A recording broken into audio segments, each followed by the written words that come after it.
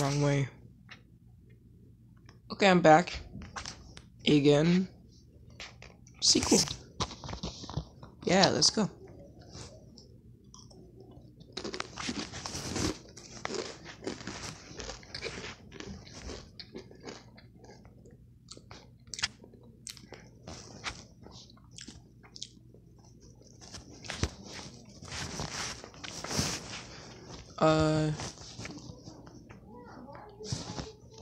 Let's do...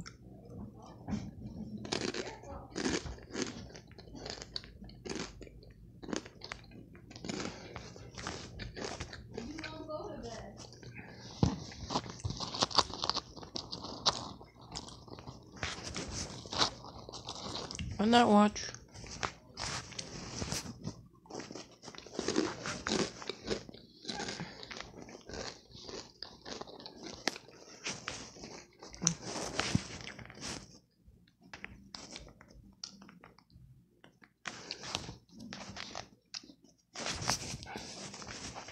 Why not with some good old Happy Wheels from Jack or Sean?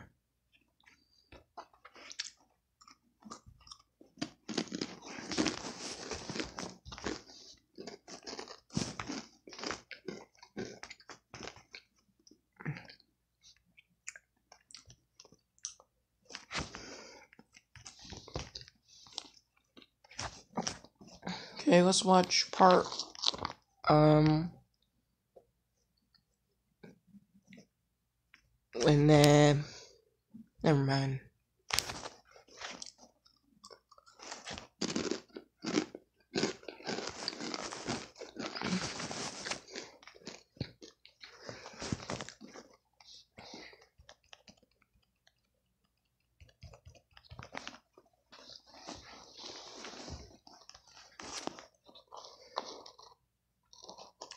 Let's watch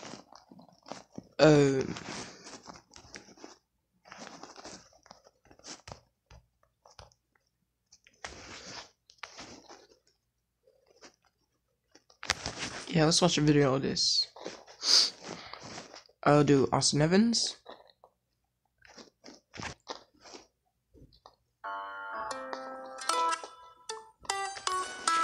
And yeah, go ahead and feel free to comment down below.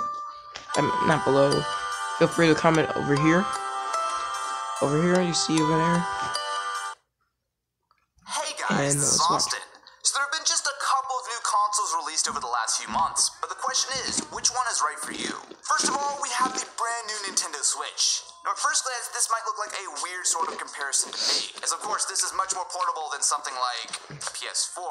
But the big advantage of the Switch is that not only can you use it in portable mode, but once you're ready, you drop it on the dock, and it is every bit the console that something like a PS4 or Xbox is. For about the same money as the Switch, though, not only can you pick up an Xbox One S, but you could also pick up a PS4 Slim. So, let's find out which one is going to be best for you. If you caught the Is It Worth It episode on the Switch, you'll know that I really like it. So I think Nintendo did a great job of blending all the best parts of a portable console with something that can totally work as a traditional game console. Drop it on the dock, and of course you have your full HDMI output, but when you're ready to go play on the go, it's as simple as just picking it right up. Portability really is a huge selling point for the Switch. Now sure, it might not be as graphically impressive as something like a PS4 or Xbox, but keep in mind that this is a very small, very thin, what's essentially a gaming tablet. It is really cool to have a proper game console that you can take with you everywhere. It really does set the Switch apart from the competition. Speaking of flexibility, one of the coolest parts of the Switch are the Joy-Con controllers. So as simple as just sliding them right off the side, you get two fully independent controllers that you can use like this, or drop them on more of a traditional grip that looks a lot more like a controller. Honestly though, using them in the fully independent configuration, I feel like works really well. You can easily scroll through your games. It's nice to be able to kind of have that freedom to do dance moves while you play the Switch. Don't do that. It's a bad idea. Of course, the Switch is not perfect. As a brand new game console, the biggest issue is the game library. There just aren't that many games out for this guy yet. Essentially right now, this is a $300 Zelda machine. That's not exactly a bad thing. Breath of the Wild is a terrific game. But if you want to play things like Super Mario Odyssey, Splatoon 2, or Mario Kart, you're going to be waiting a while. The future is already looking a lot more bright for the Switch than it ever did for the Wii U, but you have to keep your expectations in check. Now sure, there are going to be lots of great Nintendo titles for the Switch, and there is some promising third-party support coming. However, this is never going to be your primary console to play games like Madden, Battlefield, or Call of Duty. That is where the Xbox One comes in. So the One S is an updated version for 2016, Forces. where you're getting a much slimmer console with an integrated power supply, Sonic Forces. and some key upgrades including 4K and Ultra HD Blu-ray support, but most importantly, this is a game console. Even though the Xbox One is technically $300, you can usually find it for less than that. For example, right now on Amazon, there's a Minecraft Xbox One S bundle, which costs only $240. This is a lot of console for that cheap, and since the Xbox has been out for a few years, it's seen a lot of major updates since the original version, including support for some Xbox 360 games, a ton of accessories, a pretty decent game library, and my personal favorite is the controller. I really do feel like the Xbox One controller is one of the best ever. For that kind of price, you can pick up an Xbox One S and a few games, and it's still going to cost you less than the Switch by itself. But there's more to the Xbox than just gaming. The Xbox One has always had a fairly strong media focus. I tried all of the 3 consoles that he's talking about. The controllers, they feel alright. With the Xbox One S, you're getting not only 4K support, so for example, you can watch Netflix on 4K on this, but what is the best HDR, as well as it has an Ultra HD Blu-ray player. Now if you're asking what is the best and just look console, at it. I honestly feel like the Xbox One, either the PS4 or Switch, console, especially compared to some of its competition. I mean, just look at it. The PS4 might be a solid console, but looks-wise, this is kind of like someone took a PS4 Pro and just chopped it in half. But there's a lot more to the PS4 Slim than just the looks. So like the Xbox One S, this was released a few months ago, and while technically it's a $300 console, again, if you go on Amazon, it's not difficult to find something like this for about $260, and that includes a full copy of Uncharted 4. One of the big advantages of the PS4, though, is performance. This is hands down the most powerful console that you can buy today. Now that is really going to be noticeable in a lot of multi-platform games. Typically, if a game runs on Xbox and PS4, it's either going to run at a higher resolution or better frame rate when you're playing on the PlayStation. No matter what happens, the PS4 also has a lot of exclusive titles. Be higher. So games like Uncharted 4, Horizon Sorry, Zero Microsoft Dawn, Gran fans. Turismo, these are all only going to be found on the PS4.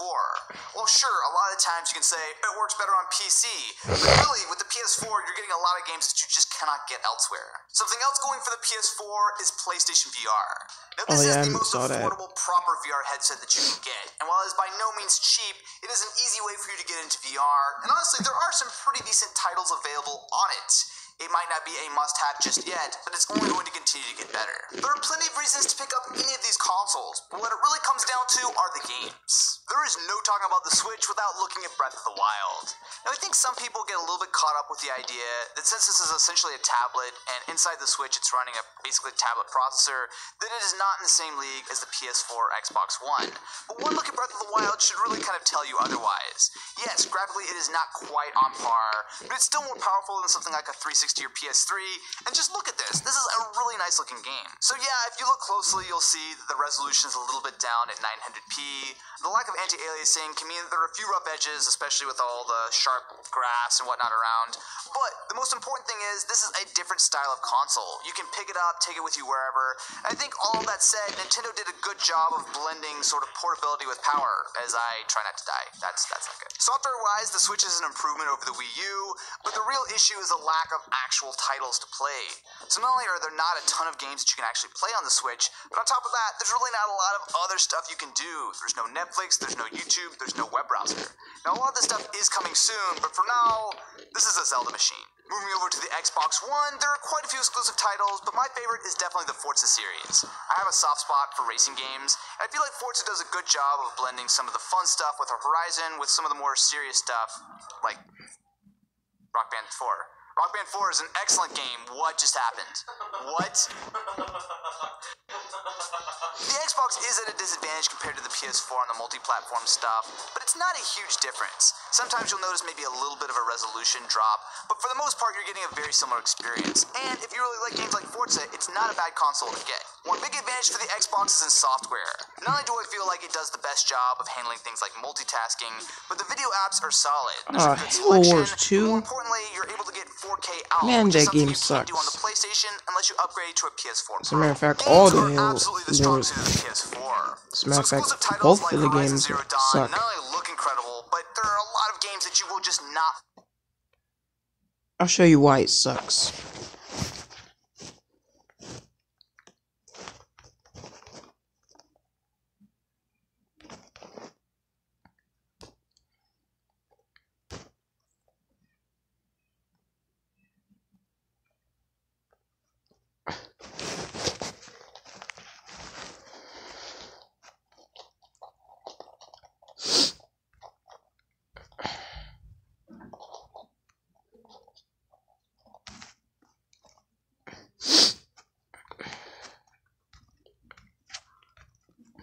can't wait for Halo 6 coming soon.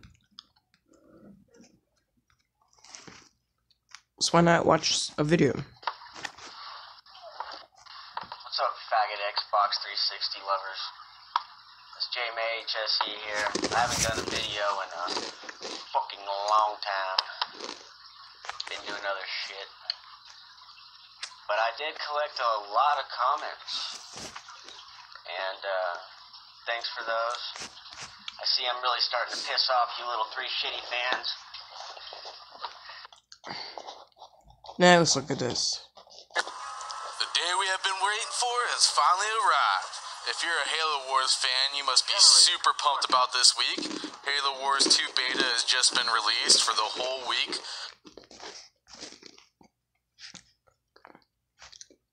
The only reason why you should get this, you should like this, is because of cutscenes. That is the only thing that's good about this game. Just the cutscenes. And 5, it does suck too.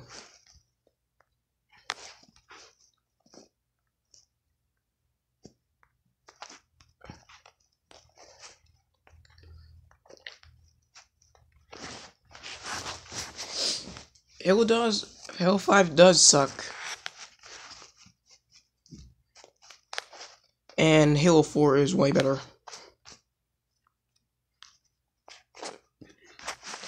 And I'm almost done.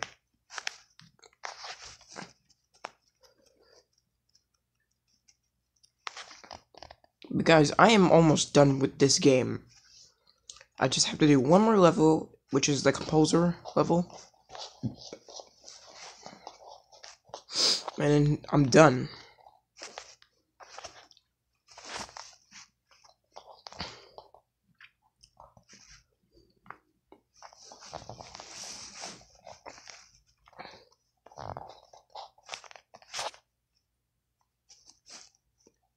The suppressor is pretty good. And yes, it's overpowered too.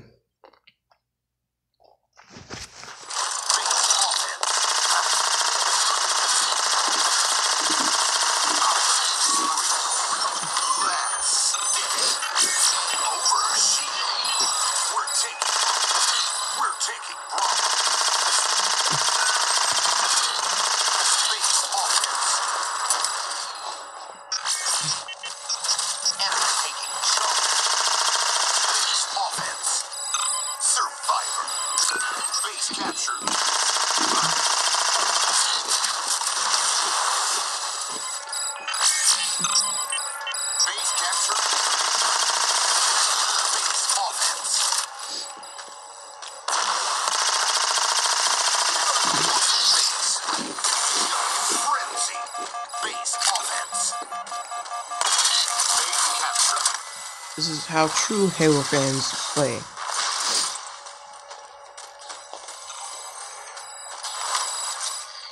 Enemy captured Alpha.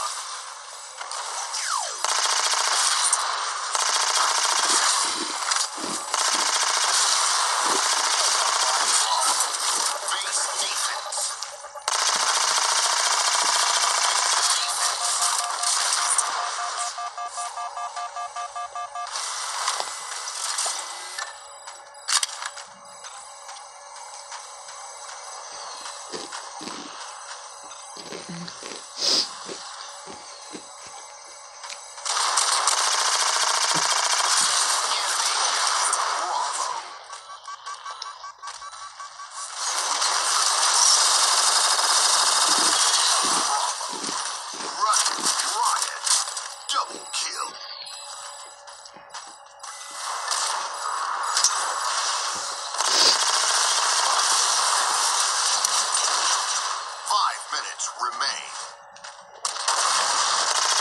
Dang, this dude is crazy.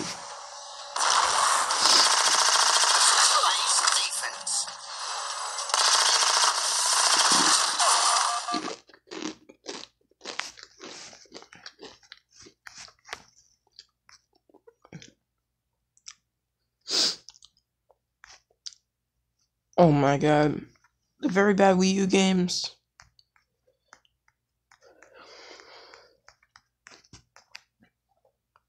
Why not? See, not that. Okay, let's see. Automatic weapons from Halo 4.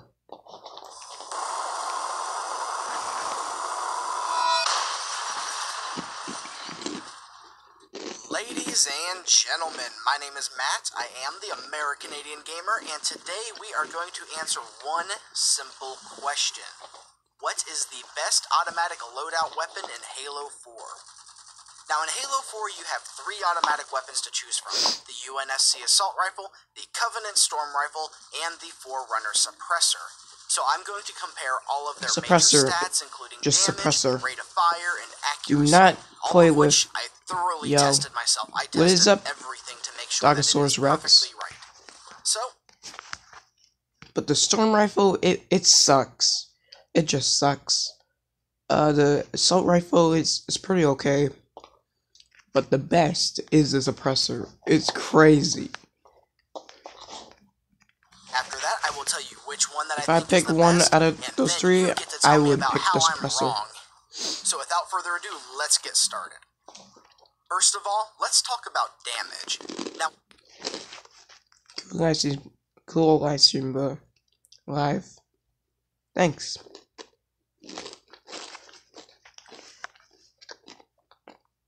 Wait, you're live? You are live?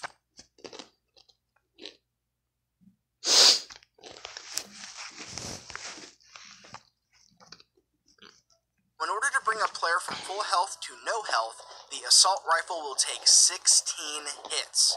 Dang. The Storm Rifle will take 15, and the Suppressor will take 19 hits. Dang. To break the shields of another player, the Assault Rifle takes 10 hits, the Storm Rifle takes 9, and the Suppressor takes 12. To kill a player that has no shields, both the Assault Rifle and the Storm Rifle can take up to 6 hits, and the Suppressor will require up to 7. Finally, when combined with a melee attack, the Assault Rifle and Storm Rifle will both kill with 6 rounds, and the Suppressor will kill with 8. Dang. As you can see, the Storm Rifle and Assault Rifle have very comparable damage, and the Suppressor is just a bit behind them, but overall the damages are very comparable. Now let's take a look at the amount of ammunition for each weapon, and we'll start with magazine size. The Assault Rifle's magazine holds 32 rounds. Dang. Now the Storm Rifle doesn't have a traditional magazine, so we'll come back to that later. And the Suppressor has a 48-round magazine, which is 50% larger than that of the Assault Rifle. Now when you spawn with a weapon, you do have a set amount of reserve ammunition. The Assault Rifle has 128 extra rounds, or 4 magazines. The Storm Rifle has 200 rounds, and again, we'll cover that in a moment. And the Suppressor has a reserve of 144 rounds, which comes out to 3 magazines.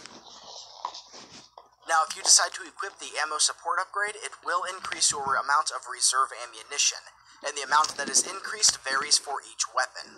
With the ammo upgrade, the Assault Rifle will have a reserve of 192 rounds, or 6 magazines.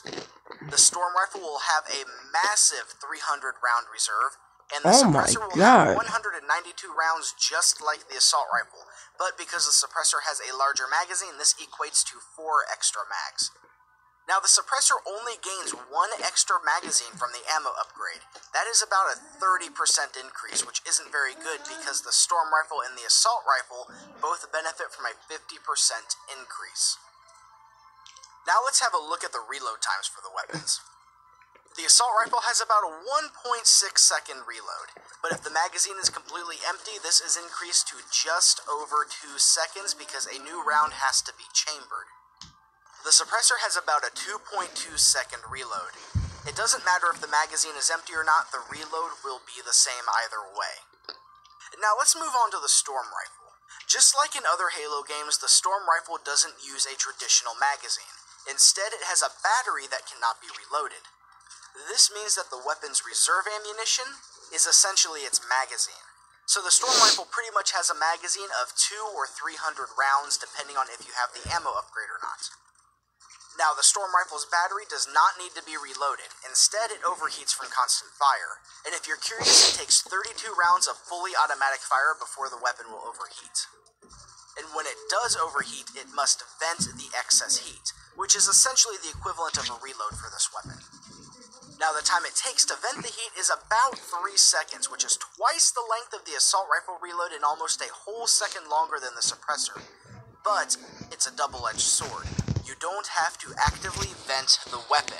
When the assault rifle needs to be reloaded, you have to reload it, and you have to wait for the reload to finish. The same applies for the suppressor. You are essentially a sitting duck while these weapons reload. But the storm rifle, it vents heat automatically. You can sprint, you can change weapons, you can use grenades or armor abilities, and the weapon will still vent heat. And this really opens up your options. There's also the fact that the storm rifle must overheat. Okay, let's watch something else. Gotta move that real quick.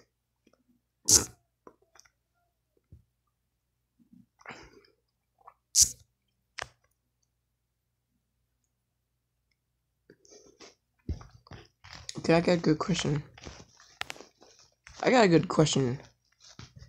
What is the best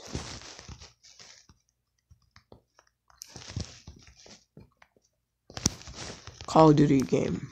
Yeah, here we go. Here's from worst to best. There is an age-long debate about which Call of Duty title is the best, which Call of Duty title is the worst, and so on and so forth.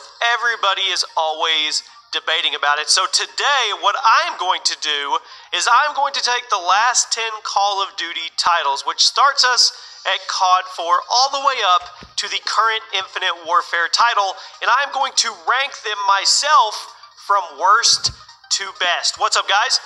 Jimmy or Chaos, welcome back, and we are going to solve this, at least for today, with my opinion on what the worst Call of Duty title is and the best. Obviously, Call of Duty World War II does not count because it's not here yet, but we are going to go all the way from COD 4 to Infinite Warfare. So drop a like on the video. Be sure to turn on notifications, click the little bell, and then check the box whether you're on mobile or desktop so you don't miss a video upload or a live stream whenever I go live. And also, really quick, just a quick reminder, I have a giveaway going on where 10 people are going to win a copy of Call of Duty World War II. I'll put a link in the description, and you guys can go enter multiple ways to enter, and 10 people are going to get a copy of it on launch day. Now, let's get into this. You guys can let me know if you agree, if you disagree. I'm going to give you my reason. Now, to tell you, from my opinion, I think that the best Call of Duty that's out there has to be... You're waiting for this, right?